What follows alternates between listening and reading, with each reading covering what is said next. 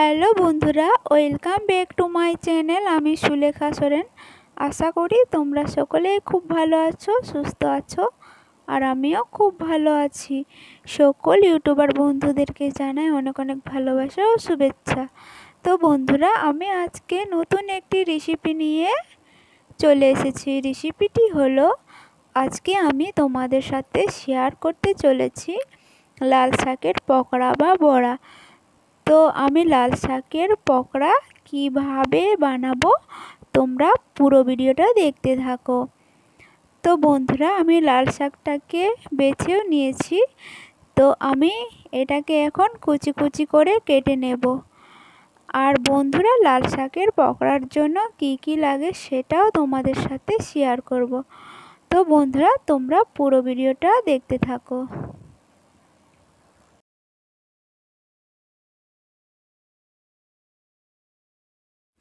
তো বন্ধুরা, আমি লাল শাকটাকে ধুয়ে কুচি কুচি করে কেটেও নিয়েছি।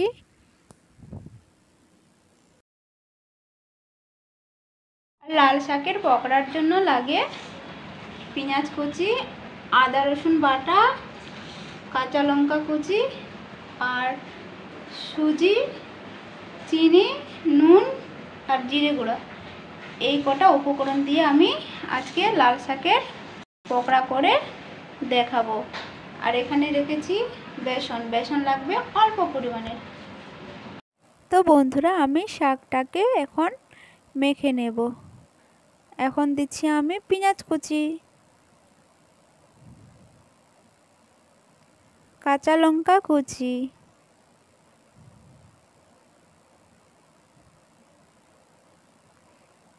আদা রসুন বাটা,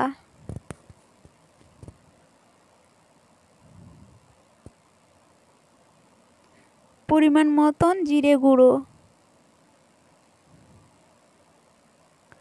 পরিমাণ মতন নুন,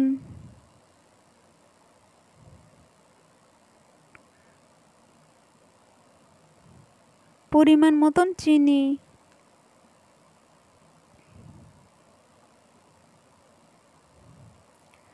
পরিমাণ মতন সুজি,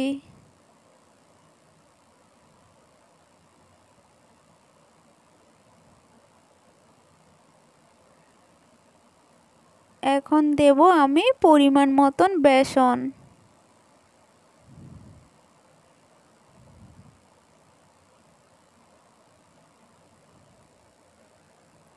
এটাকে আমি এখন একসাথে সব মেখে নেব। তো বন্ধুরা, এটাকে মাখার জন্য কোনো জল ইউজ করা যাবে না, কারণ শাকের মধ্যে অনেক জল থাকে আর মাখার পরে অনেক জল বেরিয়ে আসে। তো বন্ধুরা, আমি সবগুলোকে একসাথে মেখে নিয়েছি আর আমার মাখা কমপ্লিট হয়ে গেছে। আমি এখন এটাকে রাখবো আধ ঘন্টা পরে, তারপরে সাদা তেলের মধ্যে ভেজে নেব।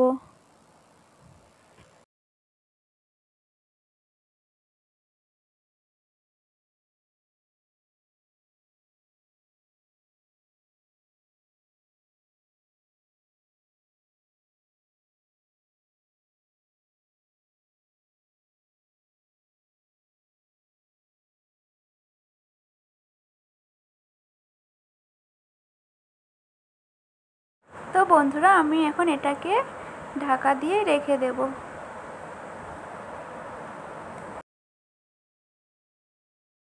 তো বন্ধুরা, আমি আধ ঘন্টা পর ফিরে আসলাম। দেখো বন্ধুরা, কতগুলো জল বেরিয়েছে শাক থেকে। তো বন্ধুরা, আমি এটাকে এখন সাদা তেলে ভেজে নেব। আর খুব সুন্দর হয়েছে মাখাটা, একদম নরম তুলতুলে। তো বন্ধুরা, আমি এখানে সামান্য পরিমাণে কালো জিরে ইউজ করব। কালো জিরেতে খুব সুন্দর টেস্ট হয়।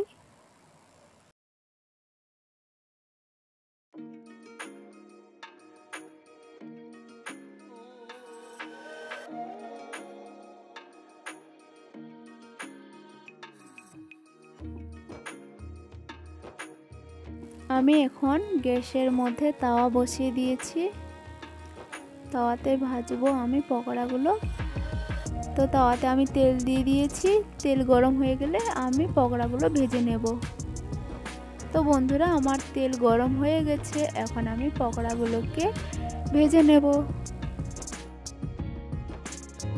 তো বন্ধুরা আমি এখন পকোড়াগুলোকে লাল লাল করে সুন্দর করে ভেজে নেব।